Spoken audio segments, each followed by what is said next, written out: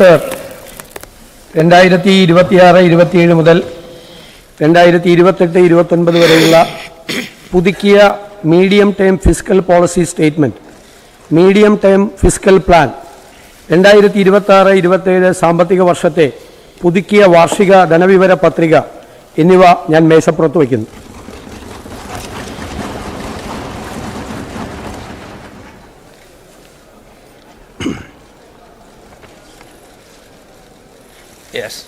Sir, Kerala സംസ്ഥാനത്തിൻ്റെ 2026-27 പുതുക്കിയ budget ഞാൻ നിയമസഭയുടെ മുമ്പാകെ അവതരിപ്പിക്കുകയാണ്. UDF സർക്കാരിൻ്റെ ഈ പുതുക്കിയ ബജറ്റ് അടുത്ത 5 വർഷം കൊണ്ട് സംസ്ഥാനത്ത് നടപ്പിലാക്കുന്ന വികസനക്ഷേമ പ്രവർത്തനങ്ങളുടെ ഒരു ദിശാ സൂചികയായിരിക്കും. വ്യക്തവും നിർണായകവുമായ ജനവിധിയോടെയാണ് ഈ സർക്കാർ അധികാരത്തിൽ വന്നിട്ടുള്ളത്. ആഗോളതലത്തിൽ അംഗീകരിക്കപ്പെട്ടിട്ടുള്ള സംസ്ഥാനത്തിൻ്റെ പൊതുജനാരോഗ്യ, വിദ്യാഭ്യാസ, സാമൂഹ്യ മേഖലകൾ എന്നിവ സമീപകാലത്ത് കടുത്ത വെല്ലുവിളികളും സമ്മർദ്ദങ്ങളും നേരിടുകയാണ്. കേരളത്തിൻ്റെ സാമൂഹ്യ വികസന സൂചികകൾ കുറച്ചു വർഷങ്ങളായി സ്തംഭനാവസ്ഥയിലാണ്. കൂടാതെ യുവജനങ്ങളുടെ തൊഴിലില്ലായ്മ ഒരാശങ്കയായി നിലകൊള്ളുന്നു.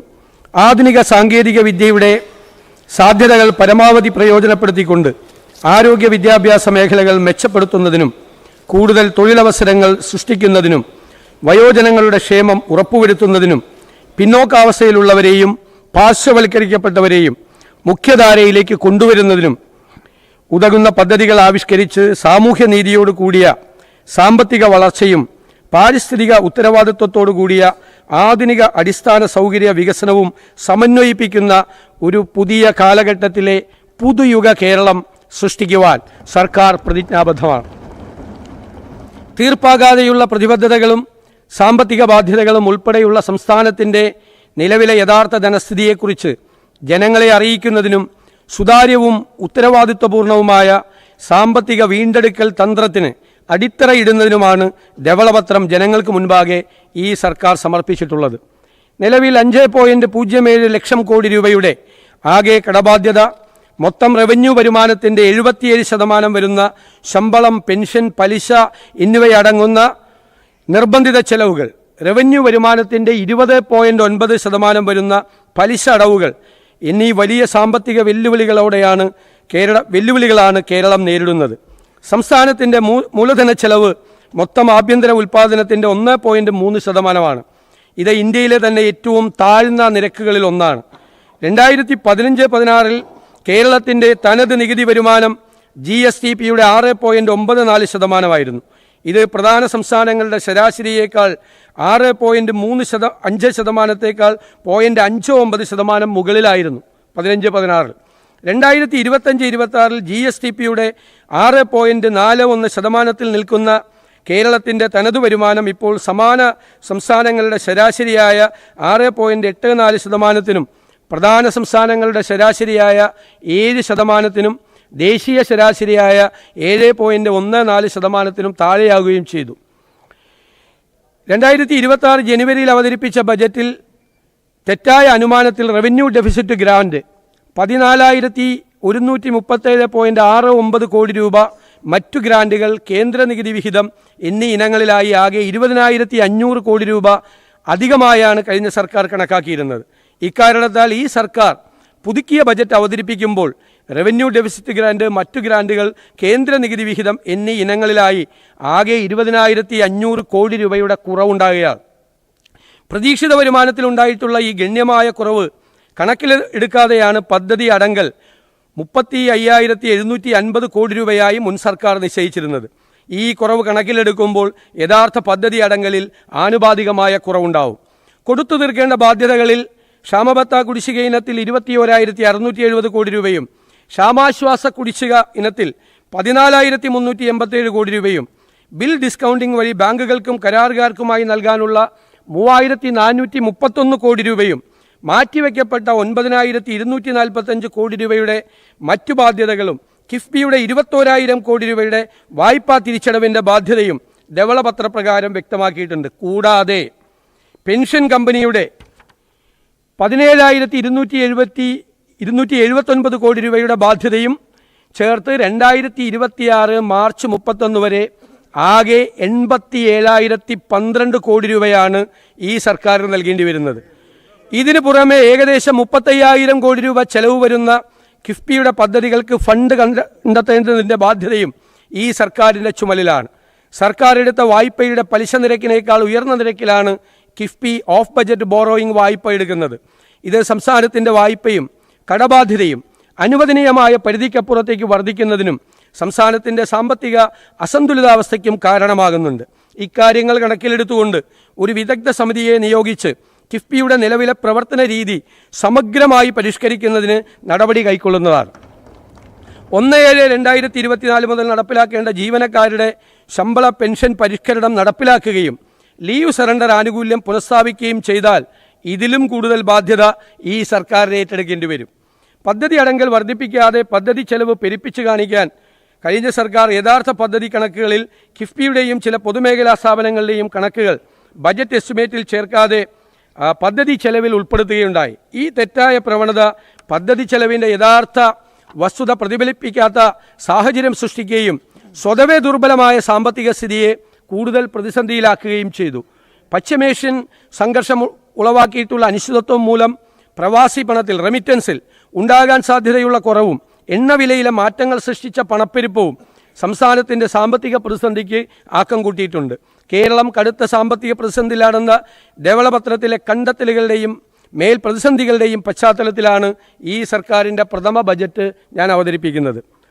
സർ, ഇത്തരം കടുത്ത പ്രതിസന്ധികൾക്കിടയിലും ഈ സർക്കാർ പ്രഖ്യാപിച്ച 6 ഇന്ദിരാ ഗ്യാരണ്ടികളിൽ KSRTC ബസ്സുകളിൽ സ്ത്രീകൾക്കും ട്രാൻസ്ജെൻഡേഴ്സിനും സൗജന്യ യാത്ര, വയോജന ക്ഷേമ വകുപ്പ് രൂപീകരണം എന്നിവ സർക്കാർ ഇതിനോടകം നടപ്പാക്കിയിട്ടുണ്ട്. കൂടാതെ ആശാ വർക്കർമാർ, അംഗൻവാടി വർക്കർമാർ, ഹെൽപ്പർമാർ, പ്രീ പ്രൈമറി ടീച്ചർമാർ, ഹെൽപ്പർമാർ എന്നീ വിഭാഗങ്ങളുടെ ഓണറേറിയവും പാചക തൊഴിലാളികളുടെ വേതനവും വർദ്ധിപ്പിച്ചിട്ടുണ്ട്. ആരോഗ്യ വിദ്യാഭ്യാസ മേഖലകളിൽ നിക്ഷേപങ്ങൾ വർദ്ധിപ്പിച്ചുകൊണ്ട് കേരളത്തെ ഒരു ഡെസ്റ്റിനേഷൻ പോയിൻ്റാക്കി ഉയർത്തുകയാണ് സർക്കാരിൻ്റെ പ്രാഥമിക ലക്ഷ്യം. സർ, സംസ്ഥാനത്തിൻ്റെ ജനസംഖ്യയിൽ ഘടനാപരമായ മാറ്റം സംഭവിച്ചുകൊണ്ടിരിക്കുകയാണ്. ഡെമോഗ്രാഫിക് ചേഞ്ചസ് ആണ്. ഡെമോഗ്രാഫിക് ഡിവിഡൻ്റായി മാറിയിരിക്കുന്ന യുവാക്കളുടെ എണ്ണം സംസ്ഥാനത്തിൻ്റെ ജനസംഖ്യയിൽ കുറഞ്ഞു വരികയാണ്. ഇതുകൂടാതെ യുവാക്കൾ തൊഴിൽ തേടി വിദേശ രാജ്യങ്ങളിലേക്ക് കുടിയേറുന്നുണ്ട്. ജനസംഖ്യയിൽ ഉണ്ടാകുന്ന ഘടനാപരമായ മാറ്റം സംബന്ധിച്ച് ഒരു സമഗ്രമായ പഠനം അനിവാര്യമാണ്. സംസ്ഥാനത്തിൻ്റെ സമ്പദ് വ്യവസ്ഥയ്ക്ക് മുതൽക്കൂട്ടാകേണ്ട വിദേശത്തേക്ക് തൊഴിൽ തേടി പോകുന്ന യുവാക്കൾക്ക് മികച്ച വിദ്യാഭ്യാസവും തൊഴിലവസരവും നൽകിക്കൊണ്ട് അവരെ സംസ്ഥാനത്തിൻ്റെ വികസനത്തിൽ പങ്കാളികളാക്കേണ്ടതുണ്ട്. അതോടൊപ്പം ജനസംഖ്യ ആനുപാതികമായി വർദ്ധിച്ചു വരുന്ന വയോജനങ്ങൾക്ക് സംസ്ഥാനത്ത് ആവശ്യമായ മികച്ച സൗകര്യങ്ങൾ ഒരുക്കുന്നതിനോടൊപ്പം അവരുടെ കഴിവും പരമാവധി പ്രയോജനപ്പെടുത്തിക്കൊണ്ടൊരു സിൽവർ ഇക്കോണമിയും സൃഷ്ടിക്കേണ്ടതായിട്ടുണ്ട്. സംസ്ഥാനത്തിൻ്റെ സാമ്പത്തികമായ പരാധീനതകളും ഘടനാപരമായ മാറ്റങ്ങളും പരമ്പരാഗത മാർഗങ്ങളിൽ കൂടി മാത്രം പരിഹരിക്കാൻ സാധിക്കുകയില്ല. ആധുനികവും നൂതനവുമായ മാർഗങ്ങളിലൂടെ സമ്പദ് വ്യവസ്ഥയെ ഉത്തേജിപ്പിച്ച് വിവിധ മേഖലകളിൽ വൻകിട നിക്ഷേപം ആകർഷിച്ച് ഖജനാവിൽ പണം സമാഹരിച്ചുകൊണ്ട് ആ സമ്പത്തിൻ്റെ നീതിപൂർവമായ വിതരണം, ഇക്വിറ്റബിൾ ഡിസ്ട്രിബ്യൂഷൻ ഓഫ് വെൽത്ത് ഉറപ്പാക്കാൻ ഈ സർക്കാർ പ്രതിജ്ഞാബദ്ധമാണ്. ഈ ലക്ഷ്യം സാക്ഷാത്കരിക്കുന്നതിനായി സർക്കാർ നടപ്പിലാക്കാൻ ഉദ്ദേശിക്കുന്ന സ്വപ്ന പദ്ധതികളെക്കുറിച്ചാണ് ഞാനിനി വ്യക്തമാക്കാൻ പോകുന്നത്. സർ, മിഷൻ സമുദ്ര. കേരളത്തിൻ്റെ 600 കിലോമീറ്റർ തീരദേശം, 2 അന്താരാഷ്ട്ര തുറമുഖങ്ങൾ, ഒരു container transhipment terminal, 17 non major തുറമുഖങ്ങൾ, മറ്റനേകം ജലസ്രോതസ്സുകൾ തുടങ്ങിയ സാധ്യതകൾ സംയോജിപ്പിച്ച് 5 വർഷത്തിനുള്ളിൽ കേരളത്തെ ലോക മാരിടൈം ഭൂപടത്തിൽ വൻ ശക്തിയായി ഉയർത്തുന്നതിനുള്ള പദ്ധതിയായ മിഷൻ സമുദ്ര നടപ്പിലാക്കും. കേരളത്തെ ഒരു പോർട്ട് സിറ്റിയായി വിഭാവനം ചെയ്ത് റോഡ്, സമുദ്രം, റെയിൽ, ഉൾനാടൻ ജലപാതകൾ, നിർമ്മാണ മേഖലകൾ, ഗ്രീൻഫീൽഡ് സിറ്റി എന്നിവയെല്ലാം ബന്ധിപ്പിച്ചുകൊണ്ടുള്ള മാരിടൈം സമ്പദ് വ്യവസ്ഥയിലേക്ക് കേരളത്തെ മാറ്റും. വിഴിഞ്ഞം ട്രാൻസ്ഷിപ്മെൻറ്റ് ടെർമിനലിനെ രാജ്യത്തിൻ്റെ വിവിധ ഭാഗങ്ങളുമായി ബന്ധിപ്പിക്കുന്നതിനും ഗതാഗത ബന്ധം മെച്ചപ്പെടുത്തുന്നതിനുമായി ബാലരാമപുരം വിഴിഞ്ഞം ഭൂഗർഭ റെയിൽ, വിഴിഞ്ഞം നാവായിക്കുളം ഔട്ടർ റിംഗ് റോഡ് എന്നീ പദ്ധതികൾക്കായുള്ള സ്ഥലമേറ്റെടുക്കലും നിർമ്മാണ പ്രവർത്തനങ്ങളും വേഗത്തിൽ നടപ്പിലാക്കും. വിഴിഞ്ഞം, കൊച്ചി തുറമുഖങ്ങൾക്ക് ചുറ്റും നിർമ്മാണ മേഖലകൾ, സ്റ്റഫിംഗ് സെൻ്ററുകൾ, ഡ്രൈ പോർട്ട് എന്നിവ ആരംഭിക്കും. ആഗോള ഷിപ്പിംഗ് വ്യവസായം ഹരിത ഇന്ധനങ്ങളിലേക്ക് മാറിയ അവസരം പ്രയോജനപ്പെടുത്തി ഗ്രീൻ ബങ്കറിംഗ് സേവനം നൽകുന്ന ഇന്ത്യയിലെ ആദ്യ തുറമുഖമായി വിഴിഞ്ഞത്തെ ഉയർത്തും. മദർഷിപ്പ് നിർമ്മാണം, അവയുടെ അറ്റകുറ്റപ്പണി എന്നിവ ലക്ഷ്യമാക്കി കപ്പൽ നിർമ്മാണ കേന്ദ്രം സ്ഥാപിക്കും. ഇതിനായി ആവശ്യമായ സ്ഥലം ഏറ്റെടുത്ത് അടിസ്ഥാന സൗകര്യ വികസനം ഉറപ്പാക്കും. ഇത്തരത്തിലുണ്ടാകുന്ന തൊഴിലവസരങ്ങളിൽ തീരപ്രദേശത്ത് ജീവിക്കുന്ന സാധാരണക്കാർക്ക് സംവരണം നൽകും.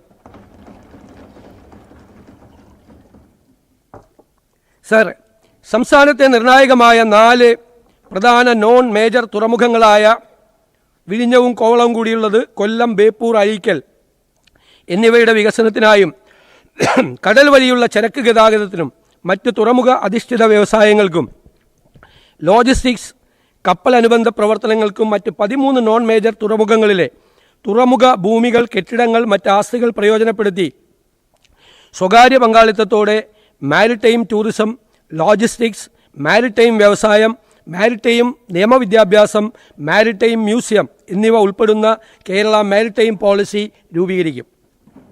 വൻകിട ചെറുകിട തുറമുഖങ്ങളെ ബന്ധിപ്പിച്ച് ഘട്ടം ഘട്ടമായി ജലഗതാഗത സംവിധാനം വികസിപ്പിക്കും.